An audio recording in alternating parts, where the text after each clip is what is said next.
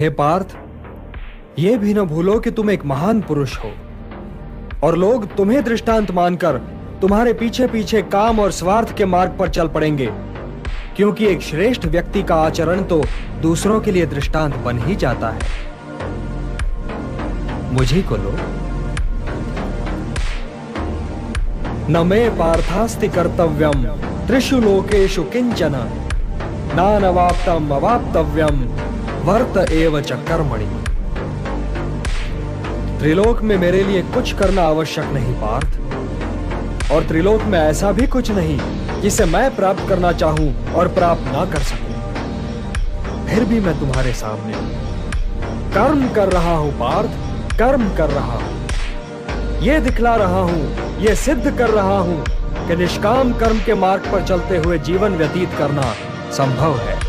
हे भारत, कर्म तो अज्ञानी भी करते हैं, परंतु केवल अपने निहित स्वार्थ की दृष्टि से। ज्ञानी का कर्म तो निस्वार्थ होता है, संसार के संतुलन को स्थिर बनाए रखने के लिए होता है, लोक कल्याण के लिए होता है। इसलिए हे पार्थ, अपने मन पर कोई बोझ न लो, अपना कर्म मुझे अर्पण कर दो और यह धर्म युद्ध करो। कर्तव्य पालन के मार्ग पर तो मृत्यु भी कल्याणकारी हो जाती है। यदि पितामह, गुरुजनों और सगे संबंधियों का तुम्हें वध भी करना पड़े, तब भी तुम्हें पाप नहीं लगेगा, क्योंकि कर्तव्य पालन पाप रहित होता है पार्थ। कर्तव्य पालन पाप रहित होता है। यदि वे वीर गति को प्राप्त हुए तो उनकी मृत्यु कल्याणकारी हो जाएगी, और यदि तुम वीर गति को प्राप्त हुए तो तुम्हारी मृत्यु भी। इसलिए हे पार्थ, युद्ध करो, क्योंकि धर्म का मार्ग पाप का मार्ग नहीं हो सकता। पाप की बात निकल आई है तो ये बताइए कृष्ण कि कभी कभी मनुष्य पाप करने के लिए इतना विवश क्यों हो जाता है?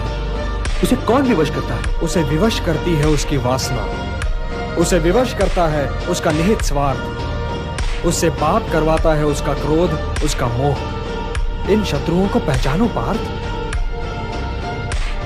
जैसे धुआं अग्नि को ढक देता है, या धूल दर्पण को, या झिल्ली गर्भ को, वैसे ही ज्ञान को ढक देते हैं काम, मोह और वासना। काम और मोह की अग्नि ज्ञान को नष्ट कर देती है, और इसीलिए ज्ञानी की वैरी है। हे कौन्तेय, अग्नि को स्वच्छ बनाओ, दर्पण को परिशुद्ध करो, और अपनी इंद्रियों को सौम्य बनाकर ज्ञान और विवेक के नाशकों का वध करो। और हे पार्थ, जो अकर्ता है, जो कर्म फल की इच्छा से मुक्त है, वही ज्ञानी है, वही बुद्धिमान है, और वही कर्मयोगी है। उसके लिए उसका कर्म ही कर्म फल भी है, और इसीलिए वो एक कर्म के पालन के उपरांत कर्म फल की प्रतीक्षा में नहीं ठहरता, बल्कि दूसरे कर्म की ओर बढ़ जाता है।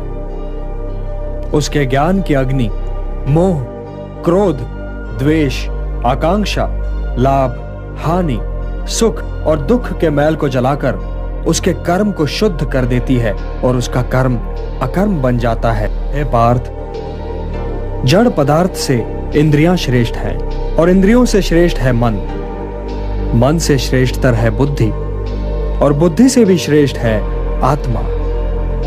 तो आत्मा की चिंता करो पार्थ, आत्मा की चिंता करो, और देह, इंद्रियों, मन और बुद्धि से ऊपर उठने का प्रयत्न करो। हे पार्थ, तुम तो मेरे भक्त भी हो और मेरे मित्र भी, इसलिए मैं तुम्हें वो योग बताने जा रहा हूं जो बहुत समय से लुप्त है। इस समाज और उसके वर्णों को गुणों और कर्मों के आधार पर स्वयं मैंने रच तो दिया, परंतु इस समाज रचना का फल मैंने कभी नहीं चाहा। इसीलिए कर्ता होते हुए भी मैं अकर्ता हूं, और जो इस रहस्य को समझे पार्थ, वो कभी अपने कर्मों में लिप्त नहीं होगा। न माम कर्माणि लिम्पन्ति न मे कर्म फले स्पृहा इति माम यो भी जानाति कर्म भी न स बध्यते। मुझे कर्म फल की इच्छा नहीं है, जब ही तो कर्म मुझे दूषित नहीं कर पाते। तुम भी निष्काम कर्म करो पार्थ, और अपने कर्म पर अपने निहित स्वार्थ की छाया न पड़ने दो। हे भारत, कर्म, अकर्म, और विकर्म के अंतर को समझो। और कर्म, अकर्म और विकर्म में क्या अंतर है केशव? कर्म तो कर्म है ही, किंतु जो कर्म कर्म फल की आशा से मुक्त होकर किया जाए वो अकर्म है, और जो कर्म व्यक्ति और समाज के हित में न हो वो विकर्म है, निषिद्ध है। कर्म अकर्म से श्रेष्ठ है, कर्ता अकर्ता से श्रेष्ठ है।